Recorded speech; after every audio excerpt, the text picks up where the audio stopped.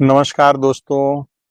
चर्चा का विषय आज का जो हम आप लोगों के बीच लेके आए हैं वो विषय है कि किस तरह से इतिहास अपने पुनर्लेखन की ओर आगे बढ़ रहा है। पुनर्लेखन का मतलब पुनः लिखना, और इतिहास तो आप लोग जानते ही हैं जो भारत का स्वर्णिम इतिहास रहा है, और उसी के लिए इसका निर्माण किया गया है इस चैनल का। और जो भारत का स्वर्णिम इतिहास था जिसकी वजह से भारत सोने की चिड़िया कही गई, और जो चीजें भारत ने खो दिया और कैसे उसको पुनः हम लोग प्राप्त कर सकते हैं या क्या हमने खोया, इन चीजों को जानने के लिए ही आज का ये दिन और आज का ये लाइव सेशन मैं आप लोगों के बीच लेके आया हूं। प्रमोद कुशवाहा जी, नमो बुद्धाय, जय भारत। अच्छा लग रहा है कि आप आए हैं। तो ये चीजें हम लोग चर्चा करना चाहते थे कि भारत किसी जमाने में सोने की चिड़िया थी, तो वो क्यों थी और उसके क्या कारण थी। क्योंकि कोई भी देश या व्यक्ति खुद को गरिमामय नहीं कर सकता है, दुनिया के लोग उसके विशेषण को जानते हैं और दुनिया के लोग उस विशेषता की वजह से उसको एक विशेषण देते हैं। तो भारत जब सोने की चिड़िया थी, दुनिया के लोग जब इसे सोने की चिड़िया कहते थे, तो उसका कारण क्या था, भारत के पास क्या क्या ऐसा था, या किसी भी देश के पास क्या क्या होता है तो वो सोने की चिड़िया लोग कहने लगते हैं, ये जानना बहुत जरूरी है।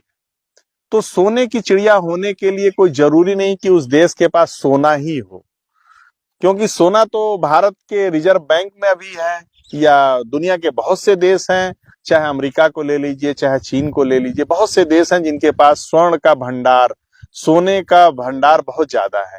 तो क्यों नहीं लोग उसको सोने की चिड़िया कर रहे हैं।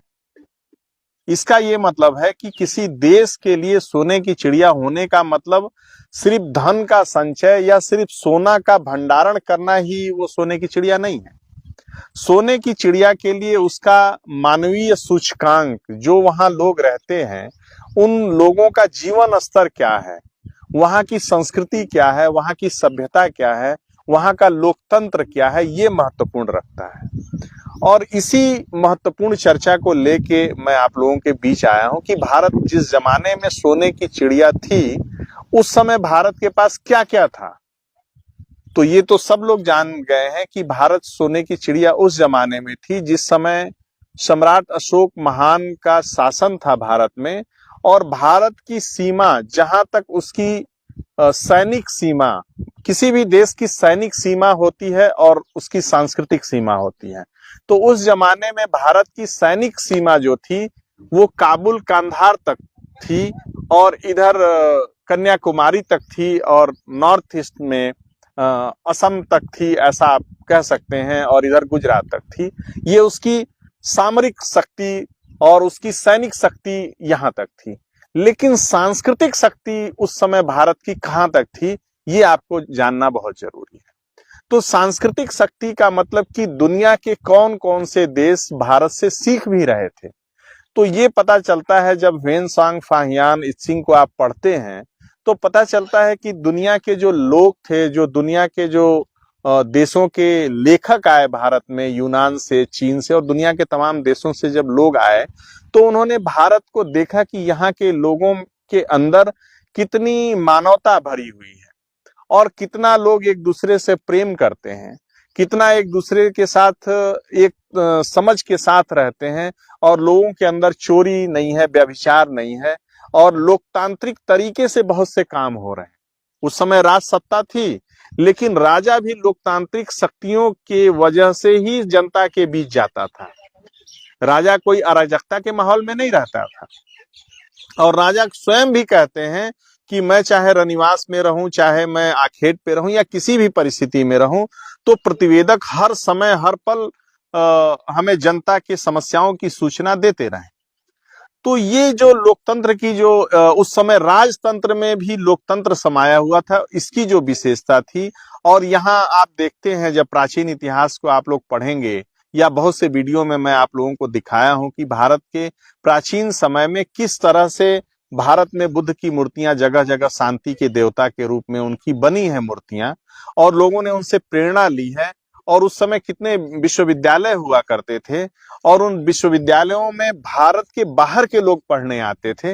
तो इन चीजों को जान के समझ के जब यहाँ पढ़ने के बाद जब वहां पे लोग गए हैं, तब उन्होंने कहा है कि भारत सोने की चिड़िया है। ऐसा नहीं कि भारत घूम घूम के विदेशों में जा जाके कह रहा हो कि भारत सोने की चिड़िया है, भारत सोने की चिड़िया है। जय भारत। विनोद मौर्य जी, अच्छा लग रहा है आप आए हैं लाइव। तो ये चीजें सबको जानने की चीज है कि भारत सोने की चिड़िया तब थी जब भारत के पास एक बहुत समृद्ध परंपरा थी। विश्वविद्यालय यहाँ थे उस समय।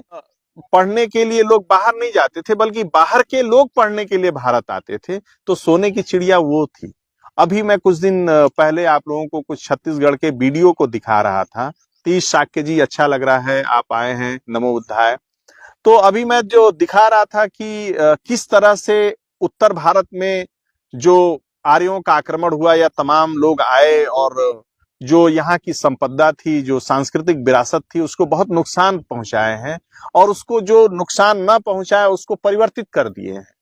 लेकिन छत्तीसगढ़ चूंकि जंगलों में था, जंगल से घिरा हुआ जगह था और यहाँ के लोग बहुत शरीफ लोग थे, बहुत नेक लोग थे, तो इन लोगों ने उन मूर्तियों का रूपांतरण बहुत कम स्तर पे किया है।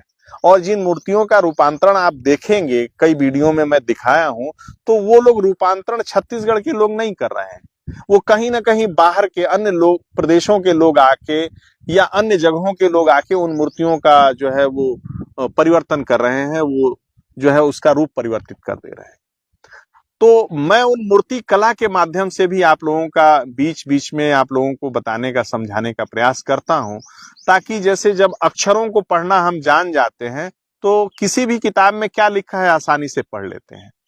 तो वैसे ही मैं आप लोगों को अपने वीडियो के माध्यम से बताना चाहता हूं कि मूर्तियों को पढ़ने की कला भारत के लोग सीख